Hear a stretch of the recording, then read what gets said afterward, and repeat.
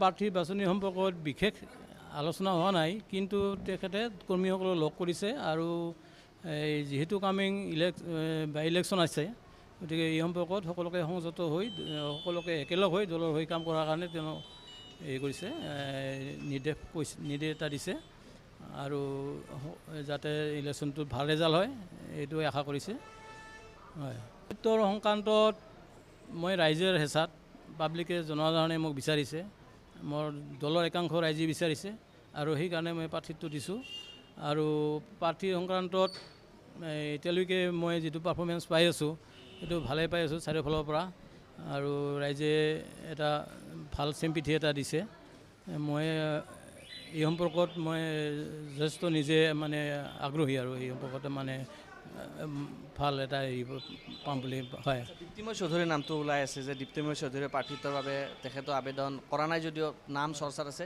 দীপ্তিময় চৌধুৰী সম্পৰ্কত আপোনাৰ মন্তব্য কি আছে বা ফণীভূষণ চৌধুৰীৰ সৈতে আপোনাৰ আলোচনা হৈছেনে নাই?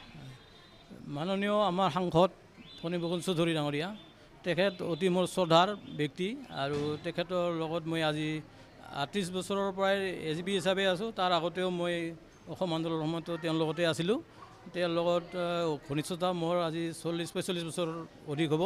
গতিকে তেওঁৰ যিটো মনোভাৱ, তেওঁৰ যিটো মোৰ প্ৰতি যিটো মনোভাৱ আৰু মই তেওঁৰ ক্ষেত্ৰৰ যিটো আত্মবিশ্বাস, আমাৰ দুজনৰ মাজত এটা গভীৰ বিশ্বাসৰ এটা সমন্বয় আছে, ভাল ভাতৃত্ববোধৰ এটা আছে। গতিকে মই আশা ৰাখিছোঁ এই সম্পৰ্কত তেখেতে এটা সুবিচাৰ কৰিব মোৰ সম্পৰ্কত। আৰু তেখেতৰ পত্নী সহধৰ্মিনী দীপ্তিময় চৌধুৰীৰ প্ৰাৰ্থী এতিয়াও মানে আমাৰ যিটো দলীয় মঞ্চ, সেই দলীয় মঞ্চত তেওঁ আবেদন কৰা নাই। আৰু এই সম্পৰ্কত তাৰমানে যেতিয়া দলীয় মঞ্চত আলোচনা হ'ব নিশ্চয় এইটো পৰ্যায়ক্ৰমেহে যাবগৈ। গতিকে এই সম্পৰ্কত এতিয়াও মানে সেইটো থিৰাং হোৱা নাই যে তেওঁ এজন প্ৰাৰ্থী হ'ব বুলি।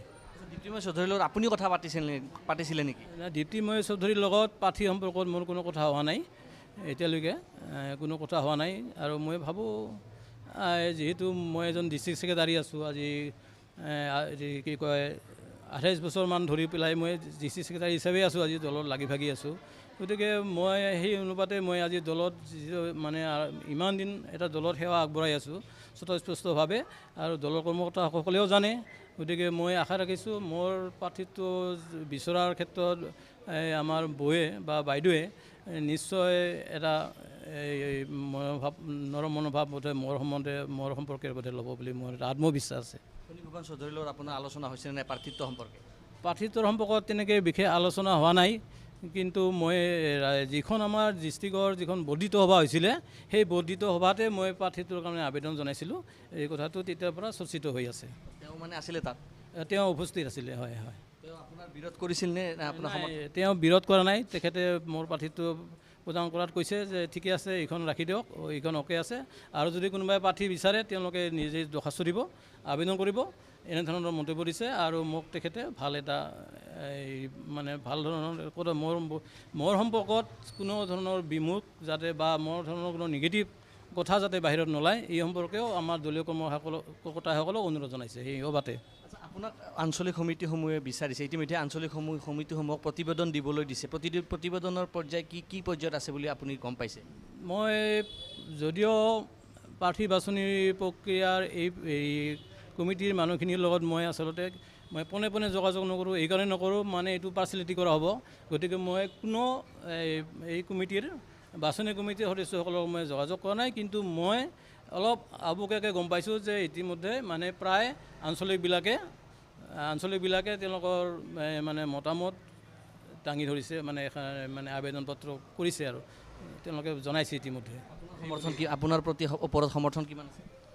মোৰ প্ৰতি সমৰ্থন এতিয়ালৈকে প্ৰতি নগৰৰ পৰা আৰম্ভ কৰি গাঁৱলৈকে, নগৰত মোৰ একেবাৰে নগৰৰ ৱাৰ্ড কমিশ্যনাৰসকল আছে, ইয়াত আমি কোনো হেৰি নাই।